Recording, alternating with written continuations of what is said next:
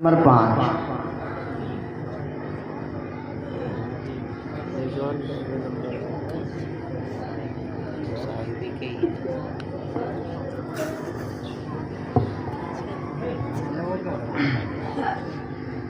الحمد لله وكفى وسلام على عباده الذين اصطفى أما بعد فأعوذ بالله من الشيطان الرجيم بسم الله الرحمن الرحيم فلا تقل لهما أف ولا تنهرهما وقل لهما قولا كريما وقال النبي صلى الله عليه وسلم الجنة تحت أقدام الأمهات صدق الله ورسوله النبي الكريم۔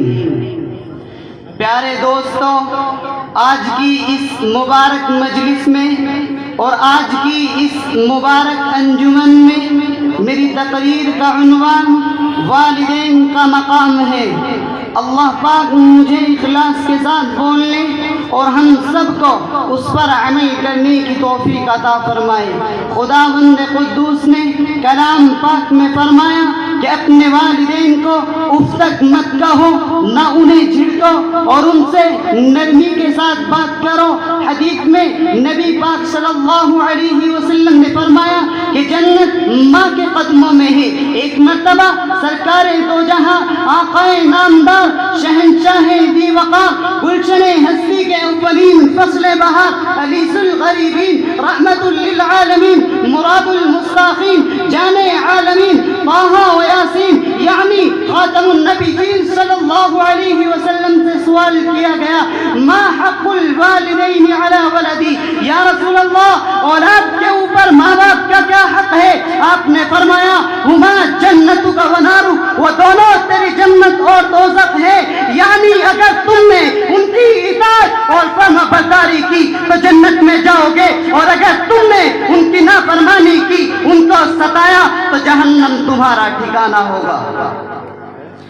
حدیث میں آتا ہے کہ والدین کی نافرمانی بہت بڑا گناہ ہے۔ حدیث میں آتا ہے کہ اللہ پاک کی رضامندی والدین کی رضامندی میں ہے، اور اللہ پاک کی ناراضگی والدین کی ناراضگی میں ہے۔ حدیث میں آتا ہے کہ والدین کا نافرمان شب برات جیسی اہم رات میں بھی مغفرت اور رحمت سے محروم کر دیا جاتا ہے۔ حدیث میں آتا ہے کہ جو شخص رزق کی فراوانی اور لمبی عمر کی تمنا رکھتا ہے اسے چاہیے کہ والدین کے ساتھ اچھا سلوک کرے۔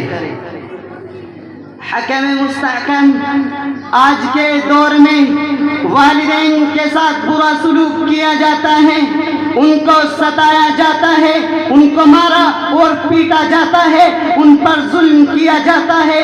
اگر میں کہوں شاید غلط نہ ہو کہ پیارے والدین کے چہرے پر تماچا رشید کر دیا جاتا ہے، اگر میں کہوں شاید غلط نہ ہو کہ پیارے والدین کا ہاتھ پکڑ کر گھر سے باہر کر دیا جاتا ہے، اگر میں کہوں شاید غلط نہ ہو کہ پیارے والدین کو قتل بھی کر دیا جاتا ہے۔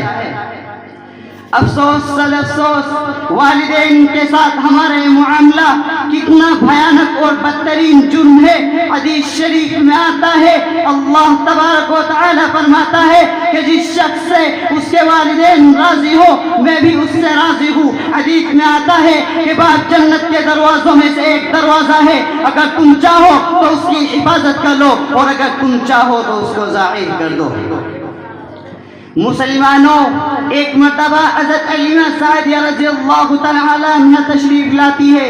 حضور پاک صلی اللہ علیہ وسلم انہیں دیکھ کر کھڑے ہو جاتے ہیں اور اپنی چادر مبارک اتار کر حضرت علیمہ سعدیہ رضی اللہ تعالی عنہ کے قدموں میں بچھا دیتے ہیں۔ صحابہ کرام حیران ہو جاتے ہیں کہ کون خوش نصیب عورت ہے جس کے لیے سارے کائنات کے سردار محمد مصطفیٰ صلی اللہ علیہ وسلم نے اپنی چادر بچھا دی ہے۔ پتہ چلتا ہے کہ آپ کی دودھ پلانے والی ماں حضرت علیمہ سعدیہ رضی اللہ تعالی عنہا ہے۔ اندازہ لگاؤ کہ شہنشاہ دو جہاں صلی اللہ علیہ وسلم نے کتنی عزت و آبرو سے ماں کو نوازا ہے۔ حضرت اویس قرنی کو دیکھیے کہ ماں کی بیماری اور خدمت کی وجہ سے پوری زندگی آپ صلی اللہ علیہ وسلم کی خدمت میں حاضر نہ ہو سکے۔ ہمارے نبی صلی اللہ علیہ وسلم کو کی عادت اور طریقہ اتنا پسند آتا ہے کہ صحابہ کرام کے سامنے ان کی تعریف فرماتے ہیں، نیز اپنے صحابہ سے فرماتے ہیں کہ اگر تمہاری ان سے ملاقات ہو تو استغفار کی دعا کرنا۔ کلیجہ تھام کر اور جگر پر ہاتھ رکھ کر سنیے، عربی کا مقولہ ہے کہ اگر علم چاہیے تو استاذوں کی خدمت کرو، اور اگر مال و دولت چاہیے تو ماں باپ کی خدمت کرو۔ وآخر دعوانا الحمدللہ۔